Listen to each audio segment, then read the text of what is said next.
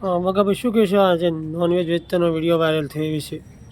મારે હમણાં જ જોવામાં આવ્યો જે દીવદરની જીવદયા પ્રેમી જનતા છે આજ દિવસ સુધી ક્યારેય જીવદયા પ્રેમીના તાલુકાના કારણે ક્યાંય આપણા દીવદરની અંદર ઈંડરની લારી પણ જોવા મળતી નથી, ત્યારે આ વિડીયો જોઈને મને ખરેખર ખૂબ જ દુઃખ થયું છે.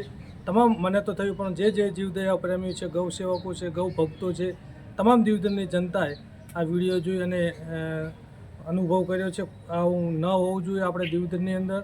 અને આના અધિકારીગણ હોય, આપણા પીએસઆઈ સાહેબશ્રીને પણ અમે વિનંતી કરીએ છીએ, ડેપ્યુટી સાહેબને પણ વિનંતી કરીએ છીએ અને આરોગ્ય ખાતાને પણ વિનંતી કરી અને આવી રીતના જે ખોટી રીતનું મોસ મટણ દીવદરની અંદર વેચી રહ્યા છે એમની સામે કડકમાં કડક કાર્યવાહી થવી જોઈએ, તાત્કાલિક પગલાં લેવા જોઈએ એવી મારી પીએસઆઈ સાહેબને પણ વિનંતી છે.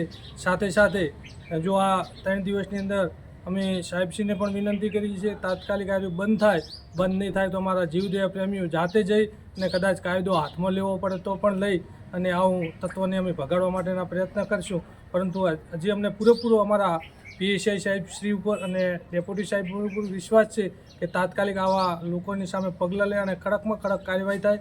આ બાજુ રામાપીરનું મંદિર આવેલું છે, આ બાજુ બોણ માતાનું મંદિર આવેલું છે, આ બાજુ જૈન શાંતિનાથ ભગવાનનું મંદિર પણ આવેલું છે અને દીવદરની જનતા એટલે જીવદયા પ્રેમી તરીકેનું એક નામ છે અને આજ દિવસ સુધી દીવદરની અંદર ક્યાંય આવા ચલવી નહીં લેવડાય અને કડકમાં કડક કાર્યવાહી થાય એવી પણ મારી સરકાર સમક્ષ વિનંતી છે. આરોગ્ય ખાતાને પણ નમ્ર વિનંતી છે અને પીએસઆઈ સાહેબ પણ મને પૂરો વિશ્વાસ છે કે આમની સામે કડકમાં કડક પગલાં ભરે એવા પ્રયત્ન કરવા વિનંતી કરું છું. જય માતાજી.